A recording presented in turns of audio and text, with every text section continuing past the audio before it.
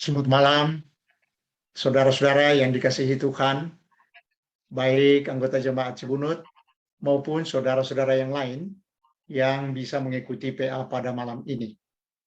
Seperti biasa, Rabu malam kita bersama-sama mengadakan PA untuk merenungkan firman. Kiranya saudara-saudara semua ada di dalam sejahtera Tuhan, meskipun hari-hari ini grafik virus agak naik, tapi perjuangan pemerintah dan masyarakat diharapkan dapat mengeliminasi akibat-akibat dari virus itu. Itu juga pada malam ini kita akan merenungkan soal hanya Tuhan saja. Itu dari Mazmur 71 ayat 1-9. Hanya Tuhan saja. Untuk itu mari kita bersama-sama menyanyi dari KJ 391 ayat 1-4. Puji Tuhan, haleluya.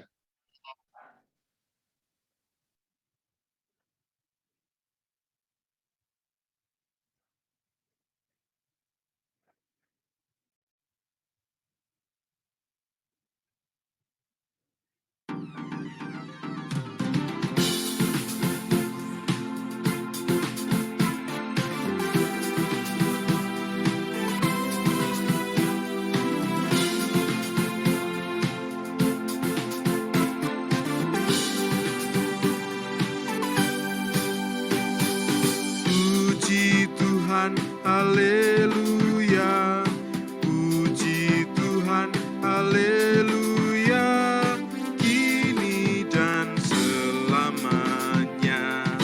Amin. Mengapa orang Kristen harapanmu lemah? Tuhanmu berkuasa atas dunia. Puji Tuhan, haleluya, puji Tuhan, haleluya, kini dan selamanya. Amin. Ikutilah Rajamu yang bangkit dan bebanmu jadi ringan, gelapmu pun terang.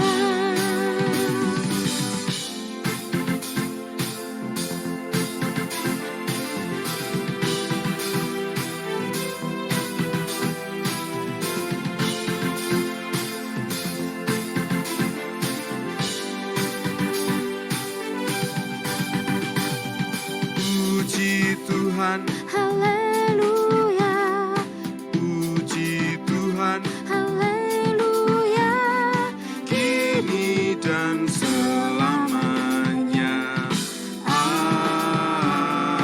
Amin. Sampaikanlah firman-Nya di mana-manapun, serta perbuatannya teruskan bertekun. Puji Tuhan, haleluya, puji Tuhan, haleluya, kini dan selamanya. Amin.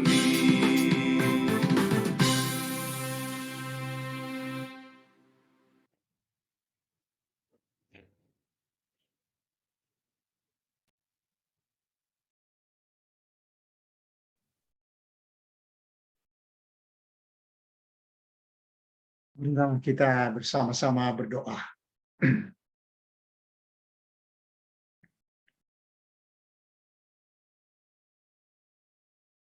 Ya Tuhan, terima kasih atas kesempatan pada malam ini untuk bersama-sama merenungkan firman-Mu dari Mazmur 71. Kami mohon daripadanya Tuhan berbicara pada kami, supaya menghadapi hari-hari yang sukar, kami senantiasa mengenang keramahan Tuhan, perhatian Tuhan, pemeliharaan Tuhan terhadap hidup kami, sejak dari kandungan sampai masa tua kami. Terima kasih atas kebaikan Tuhan yang nyata dalam pengalaman sehari-hari. Kami mohon dalam Kristus Tuhan kami. Amin. Marilah saudara-saudara kita membaca Mazmur 71 ayat 1 sampai 9. Padamu ya Tuhan, aku berlindung. Janganlah sekali-kali aku mendapat malu. Lepaskanlah aku dan luputkanlah aku oleh karena keadilan-Mu. Sendengkanlah telingamu kepadaku dan selamatkanlah aku. Jadilah bagiku gunung batu, tempat berteduh, kubu pertahanan untuk menyelamatkan aku. Sebab Engkaulah bukit batuku dan pertahananku. Ya Allahku, luputkanlah aku dari tangan orang fasik, dari cengkraman orang-orang lalim dan kejam. Sebab Engkaulah harapanku, ya Tuhan, kepercayaanku sejak masa muda, ya Allah. Kepadamulah aku bertopang mulai dari kandungan. Engkau telah mengeluarkan aku dari perut ibuku. Engkau yang selalu kupuji-puji. Bagi banyak orang, aku seperti tanda ajaib, karena Engkaulah tempat perlindunganku yang kuat. Mulutku penuh dengan puji-pujian kepadamu, dengan penghormatan kepadamu sepanjang hari. Janganlah membuang aku pada masa tuaku.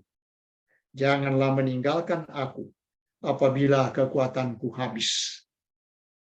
Demikianlah Mazmur 71 ayat 1 sampai 9. PA kita pada malam ini, saudara-saudara, bertujuan untuk meneguhkan dan mempercayakan diri kepada Tuhan dalam masa sulit. Ya. Kita masuk ke bagian pengantar lebih dulu untuk melihat keseluruhan Mazmur 71 ini. Mazmur ini merupakan doa seorang yang berusia lanjut. Ya. Ayat 9 dan 18. Mazmur yang termasuk permohonan perseorangan. Ya. Dalam ayat 9 misalnya dikatakan, janganlah membuang aku pada masa tuaku. Janganlah meninggalkan aku ketika kekuatanku habis. Atau ayat 18, juga sampai masa tuaku dan putih rambutku, ya Allah, janganlah meninggalkan aku. Oleh sebab itu, Lembaga Alkitab memberi judul pada Mazmur ini, doa minta perlindungan di masa tua. Saudara-saudara, terkesan bahwa PA kali ini hanya hendak menyapa warga usia lanjut. Warga usia lanjut. Tapi justru sebaliknya, baiklah orang-orang muda memasang telinga, mendengarkan baik-baik dengan saksama terhadap Mazmur ini, agar mereka antisipatif bahwa jika kelak Tuhan memberikan umur panjang kepadanya, ia tidak akan mengalami krisis dan kepanikan wulan, warga usia lanjut, yang mengurung dia dalam kemurungan hidup secara berlebihan. Betapa banyak orang yang menyesali kehidupannya setelah menjadi tua, lalu tidak bisa menerima dirinya lagi dengan baik. Sebenarnya bagi pemazmur, menjadi tua sama dengan kekuatan habis. Ayat 9. Di samping karena kekuatan raganya semakin merosot dan habis, ia juga amat gelisah oleh karena banyak musuh yang hendak membinasakan dia. Ya. Entah apa yang terjadi dalam pergaulannya. Ayat 4 misalnya dikatakan, "Ya Allahku, luputkanlah aku dari tangan orang fasik, dari cengkraman orang-orang lalim dan kejam." Atau ayat 10 dan 11, "Sebab musuh-musuhku berkata-kata tentang aku. Orang-orang yang mengincar nyawaku berunding bersama-sama dan berkata, Allah telah meninggalkan dia. Kejar dan tangkaplah dia, sebab tidak ada yang melepaskan dia." Berkali-kali ia berseru, mohon dilindungi Tuhan dari jangkauan serangan musuh-musuhnya. Namun di tengah krisis itu, ia memiliki pengalaman bergaul dengan Tuhan sejak muda. Nah, dikatakan dalam ayat 5, sebab engkaulah harapanku, ya Tuhan, kepercayaanku sejak muda, ya Allah. Ayat 17, ya Allah, engkau telah mengajar aku sejak kecilku. Tuhan ramah kepadanya. Karena itulah ia memiliki pengharapan besar yang diletakkan di dalam keramahan Tuhan kepadanya. Di dalam ayat 14-16 kita mendengar dia berkata, tapi aku senantiasa mau berharap dan menambah puji-pujianku kepadamu. Mulutku akan menceritakan keadilanmu dan keselamatan yang daripadamu sepanjang hari. Sebab aku tidak dapat menghitungnya. Aku datang dengan keperkasaan Tuhan Allah, hendak memasukkan hanya keadilan. Lalu ia mengakhiri nyanyiannya dengan kegirangan hati. Ia dipenuhi sukacita dan puji-pujian kepada Tuhan yang menjadi penyelamat jiwanya.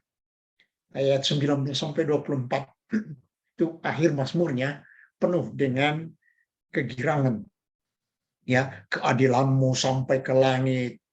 Engkau telah melakukan hal-hal besar, menghidupkan aku kembali, menaikkan aku dari samudra. Engkau akan menambah kebesaranku, menghibur aku.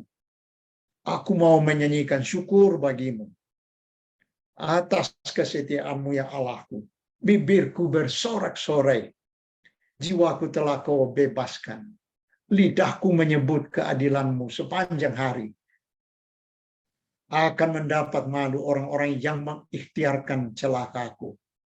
Nah demikianlah dia mengakhiri nyanyiannya dengan kegirangan. Kita akan melihat pembagian Mazmur ini dari ayat 1-24 secara keseluruhan.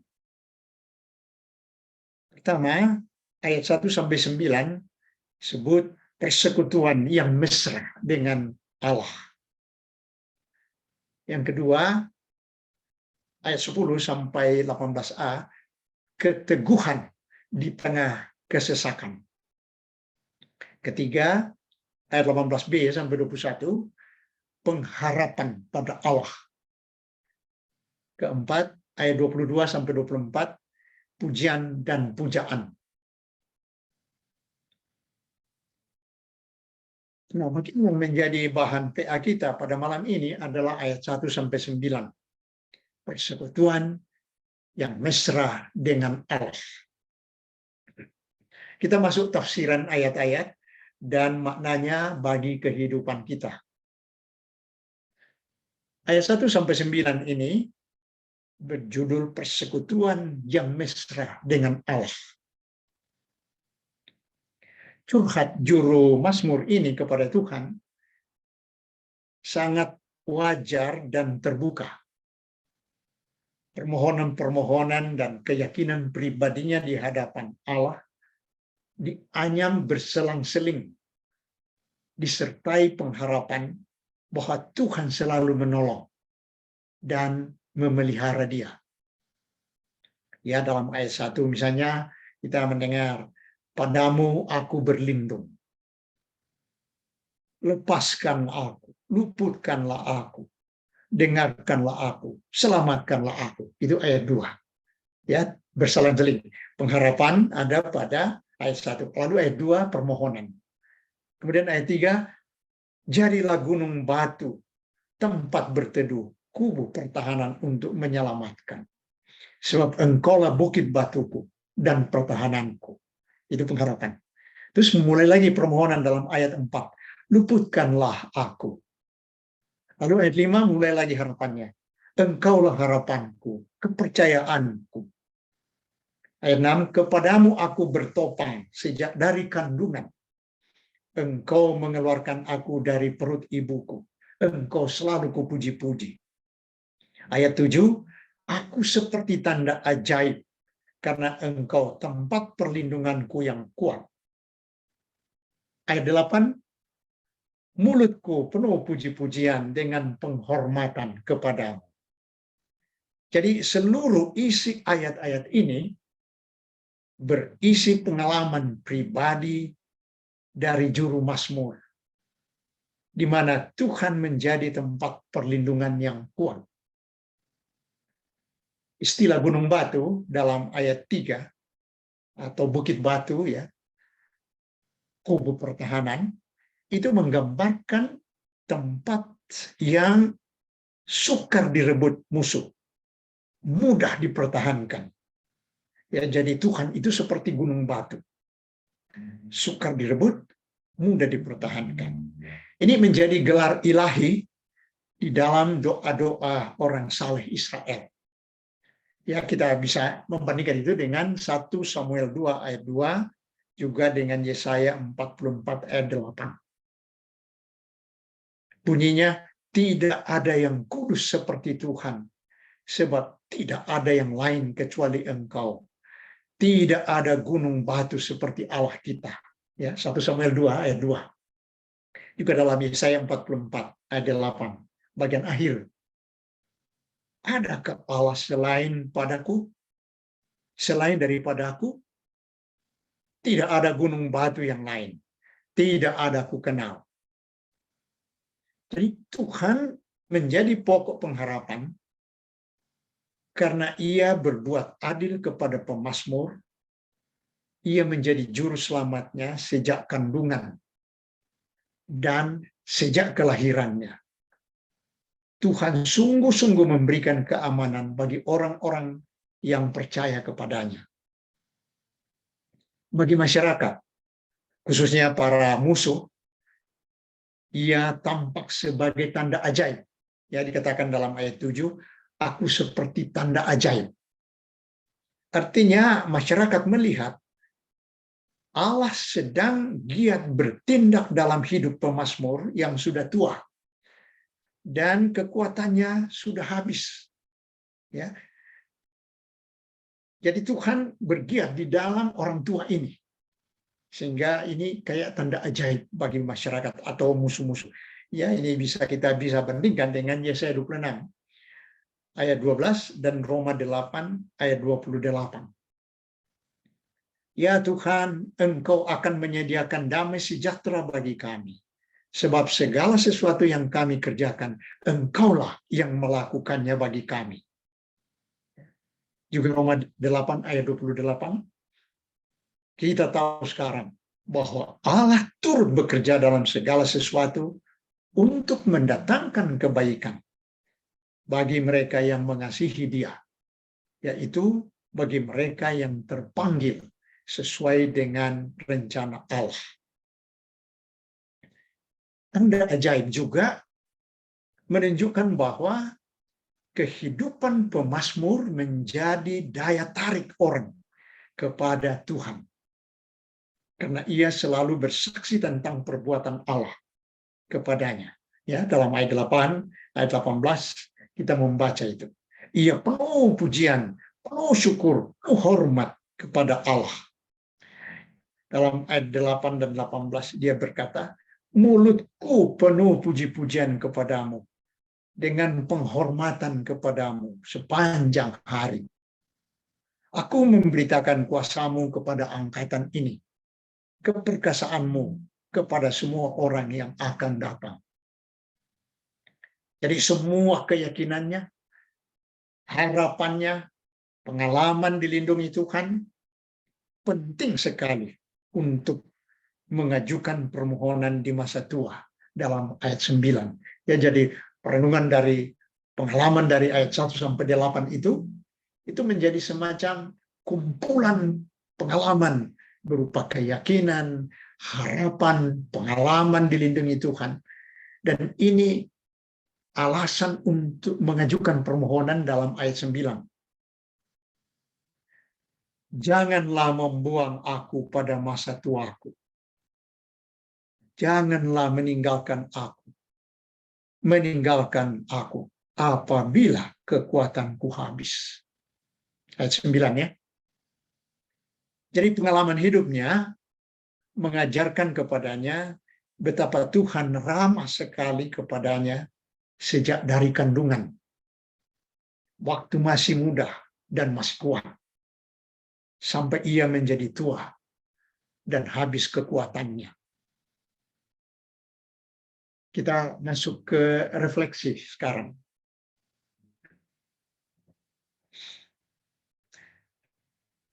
Di bawah judul Hanya Tuhan Saja, kita merenungkan Mazmur 71 ayat 1 sampai 9 dengan tujuan umat diteguhkan untuk mempercayakan diri kepada Tuhan dalam masa sulit kehidupannya. Masa-masa sulit kehidupan manusia itu, saudara-saudara, ada beraneka ragam. Misalnya ya, masa sulit karena sakit yang lama dan berat. Atau duka cita karena kematian orang yang menjadi tulang punggung keluarga. Atau masa sulit karena kena PHK. Atau masa sulit karena ekonomi yang dikacaukan penipuan. Ya, banyak sekali terjadi di masyarakat kita sekarang. Orang kacau ekonominya karena ketipu oleh investasi abal-abal. Atau masa sulit karena rusaknya nama baik, berhubung ada tindak pidana, sehingga ada anggota keluarga yang dipenjarakan. Ada masa sulit karena usaha bangkrut, dan lain-lain. Ya, banyak sekali masa sulit. Masa sulit pemazmur yang digambarkan dalam Mazmur 71 ini ada dua. Pertama, hari-hari usia tua di mana kekuatannya sudah habis. Dan kedua, ada banyak orang yang hendak mencelakakan dia. Nah, ia sangat prihatin dan rasa khawatir memenuhi hatinya. Nah, demikianlah manusia sampai sekarang. Masa tua dan banyak musuh membawa keprihatinan, membawa rasa khawatir, bahkan ketakutan berlebihan. Karena takut, maka banyak orang melindungi diri dengan pengawal-pengawal. Alat-alat pelindung ya di sekitar rumah. Sangat berhati-hati kalau ditawari makanan atau minuman. Juga orang ikut menjadi tua. Berbagai cara diusahakan orang dengan tujuan tetap sehat, bugar, tetap fit, sejahtera, bahagia, dan kalau bisa jangan kelihatan tua. Kadang dengan mengeluarkan biaya mahal agar kulit, muka, ya, rambut, perut, jangan membuat kita tampak menjadi nenek-nenek atau kakek-kakek. Tapi ada juga orang yang cukup dengan menjaga gaya hidup sehat, pola hidup teratur, berolahraga dengan rajin, dan mengkonsumsi makanan sehat. tidak usah dengan biaya-biaya mahal. Tapi intinya ada perjuangan manusia supaya jangan menjadi cepat tua. Nah, bagaimana pemazmur menghadapi masa-masa sulitnya itu? Ia mengenang keramahan dan kemesraan Tuhan kepadanya.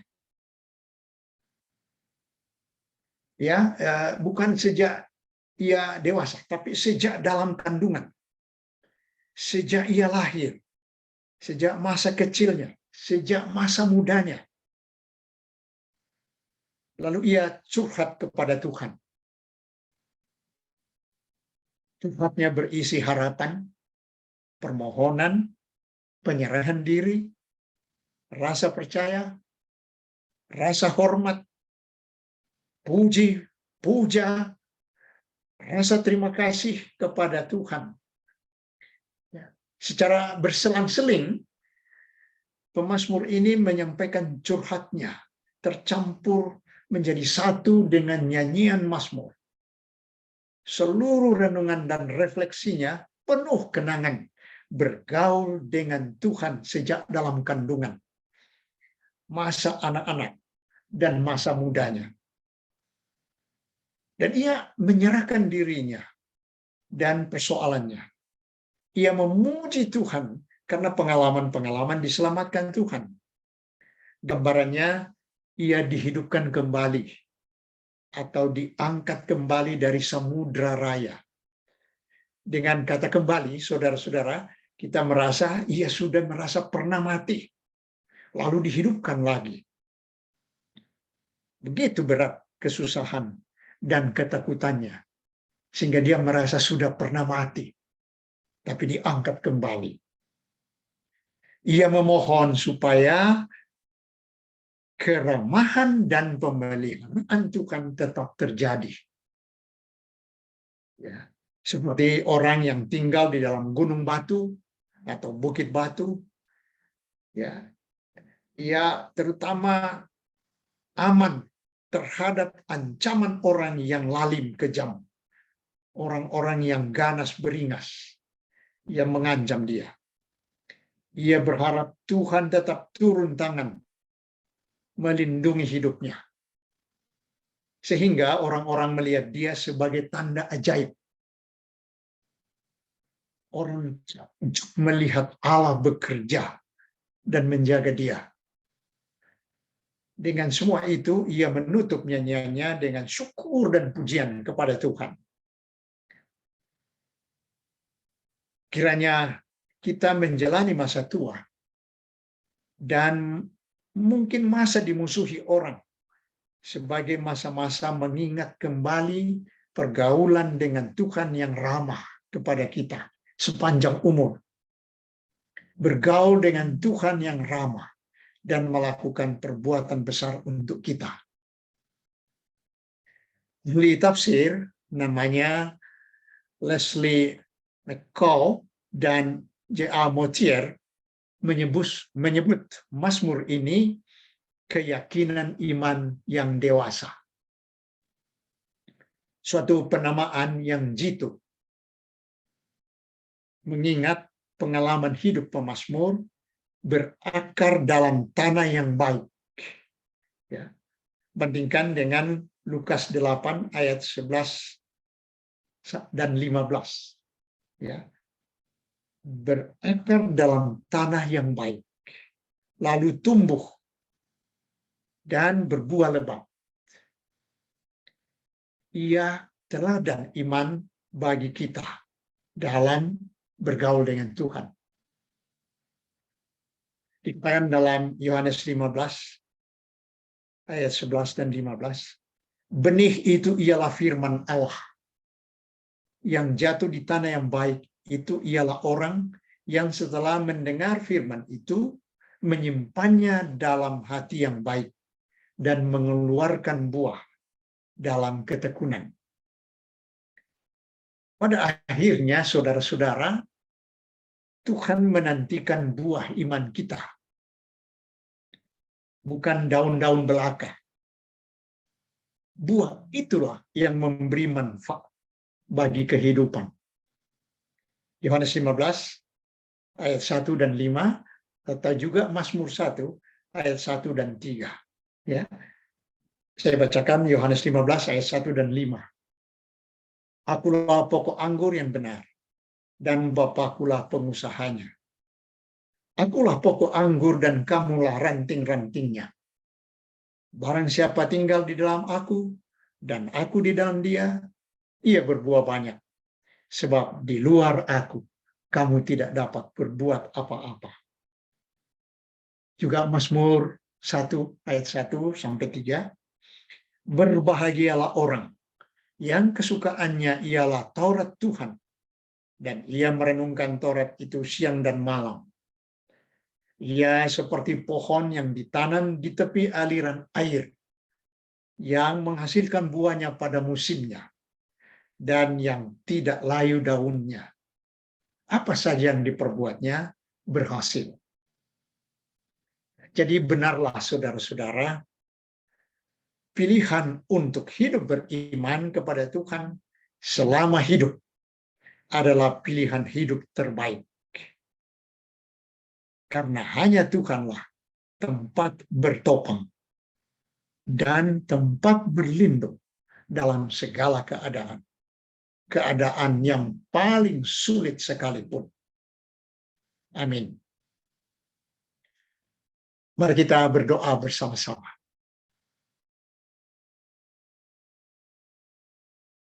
Syukurlah ya Tuhan, ada contoh bagi kami, orang yang bergaul dengan Tuhan yang ramah, yang memelihara sejak kandungan, sejak lahir, sampai dia menjadi anak kecil, orang muda, masih kuat, dan sampai menjadi orang yang tua, yang kekuatannya habis. Dengan teladan ini, kami boleh mengenang bagaimana ramahnya Tuhan, baiknya Tuhan terhadap orang yang bersandar padamu.